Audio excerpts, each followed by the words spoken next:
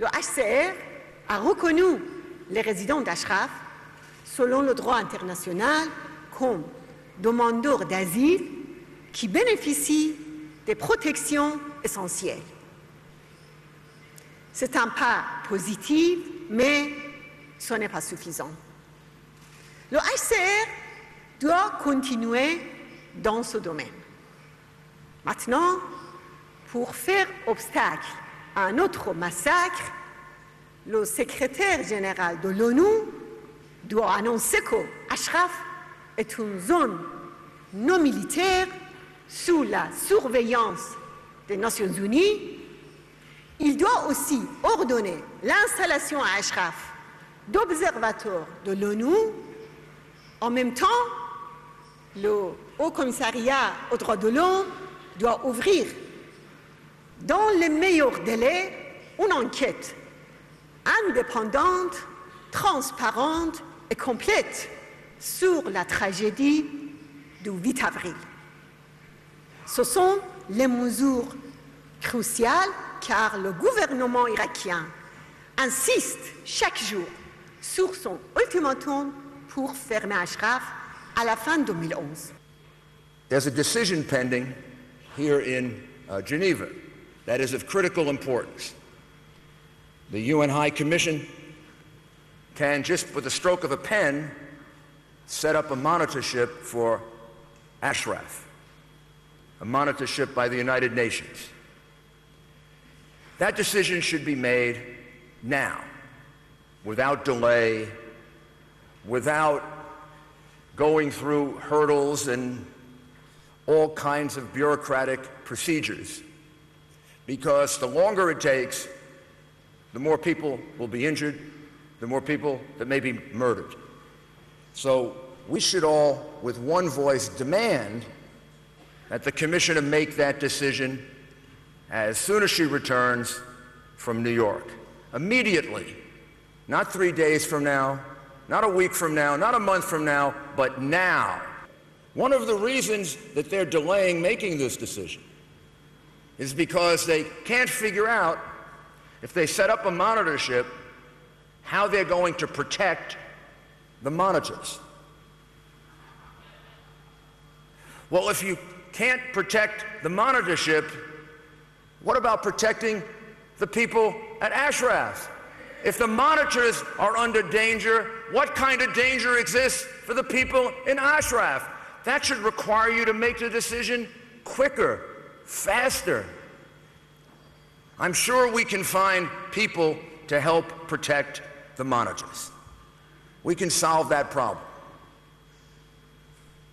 But the only way to solve the problem for the people in Ashraf is to have UN monitorship now, not later. And finally, let me reiterate that we should all be for setting up a monitorship immediately for Camp Ashraf. No more delays, no more excuses. If things in Ashraf are so bad that we have to protect the monitors, well, then we have to protect the people of Ashraf.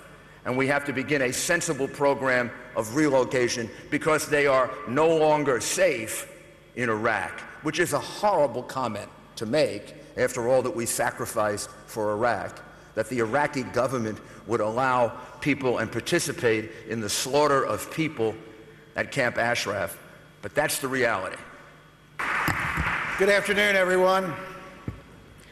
Madam President, let me begin by saying, after seeing the performances from Camp Ashraf and seeing talented men and talented women sitting right next to each other, performing together, when the time comes, I think I speak for all the Americans here, we'll take every single one of those 3,400 people. And now it's time for us to do the same at Ashraf. And we have failed at Ashraf. America has turned its back on its basic values and the things we believe in. I was shown by members of your organization the individual documents that every citizen of Ashraf signed with the United States of America, saying that if they gave up their weapons, we would guarantee their protection and their safety, that they would be protected by the Geneva Convention, and America would be the guarantor. Well, we didn't do such a very good job. We walked away twice. And we literally walked away.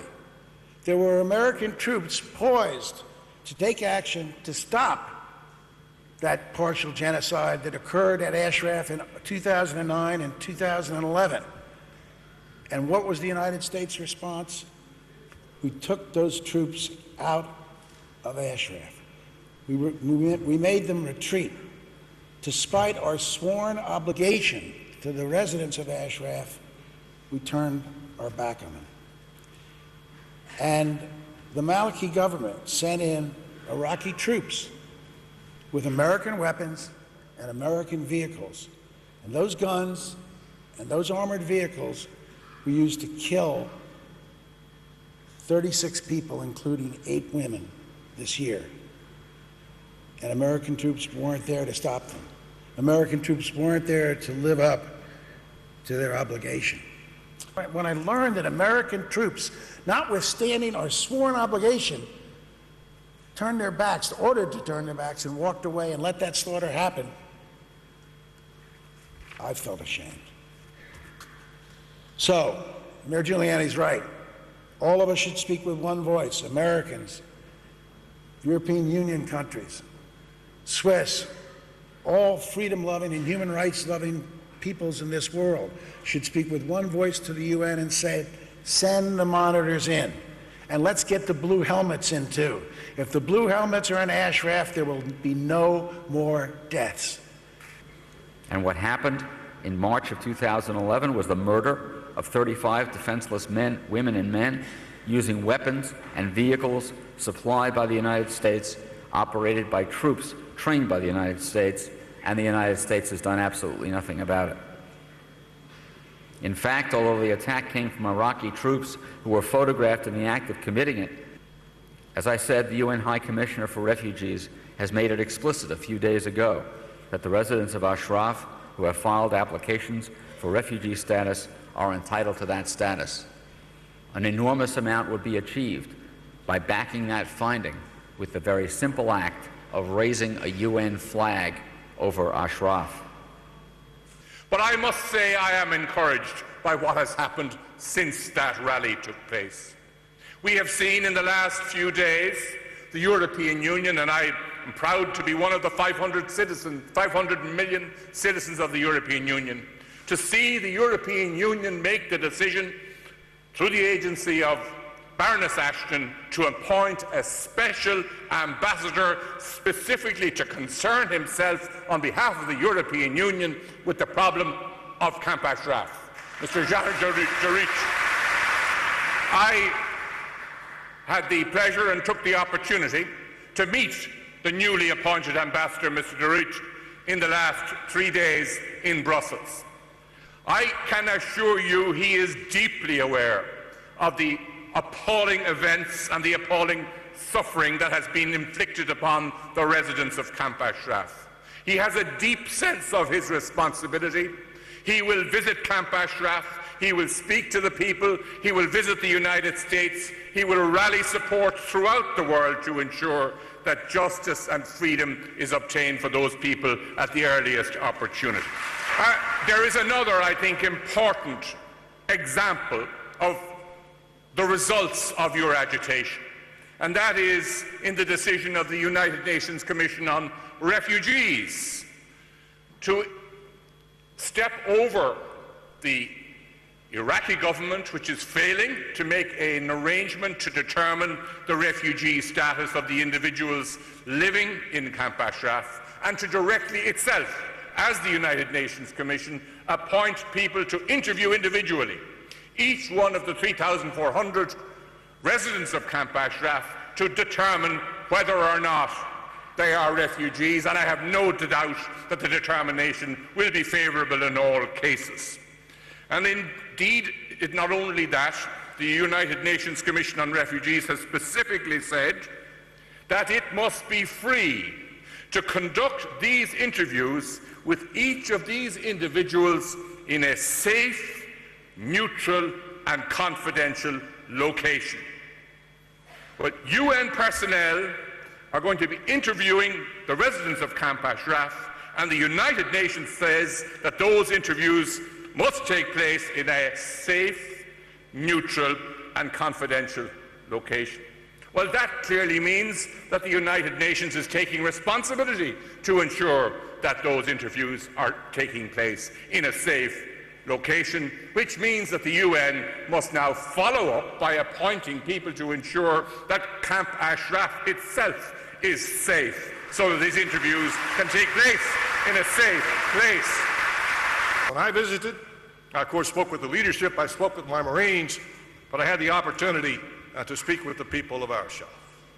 They were very gracious, they were very hospitable. We sat down for a meal that I had not planned, but they wanted to host us, and they wanted us to understand who they are and what they're all about. I tell you those things because I probably tell you something you already know. These people are not terrorists. Number two, please protect the men and women of Camp Ashraf immediately.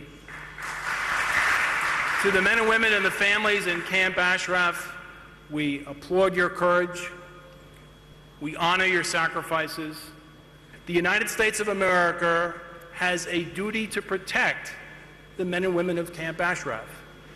A solemn promise by our U.S. military, and that's not even getting to the moral obligation and everything else that goes with it. Since I am campaigning for the protection of Camp Ashraf and for the freedom of Iran, people ask me very often, why are you doing this? It's none of your business. It's not a European business. It's not a German business. And I'm telling them, you are wrong. It is our responsibility to care. It is a question of the credibility of our own values. Time is running out. The situation is critical. There's a deadline that is not yet removed, and there's still no system of guaranteed protection. And therefore, it is time for the Europeans to act. Action is now required, action in the area of the United Nations, action in our relationship with Iraq, and action in our relationship with the United States. I believe, and I know you'll agree, that the international community also has a responsibility to protect the innocent residents of Camp Ashraf. It is simply not possible to stand by and do nothing. If never again applies to the residents of Benghazi, then it certainly applies to the residents of Camp Ashraf. As we all know, the U.S. has a special responsibility to protect the residents of Camp Ashraf. Governor Rendell and Attorney General Mukasey have already spoken eloquently to that point. This responsibility does not end on December 31st. It does not end when the last American soldier leaves Iraq. It ends when all the residents of Camp Ashraf are safe and secure, and when they are all allowed to live their lives in peace and in dignity. One way that we can achieve the safety and security for the people in the camp is to provide the presence of a United Nations monitoring team to be permanently resident at the camp. In fact, if the camp was recognized as a refugee camp by the United Nations, this would provide yet further protection for the residents of the camp. Furthermore, the Iraqi government must refrain from aggressive and hostile acts against the residents at the camp, all of whom are now protected under the Fourth Geneva Convention. The Iraqi government must respect international law and abide by the numerous international conventions to which she is party. As a first step, the Iraqi government must allow the EU monitors and humanitarian rights observers to enter the camp and to monitor the situation in Camp Ashraf. So in conclusion, we can achieve our objectives. We can ensure the rights of the residents at Camp Ashraf, that they are protected. Through the efforts of the United Nations, the human rights agencies, parliamentarians, and many others around the world, this can be done. We can protect the rights of those in Ashraf.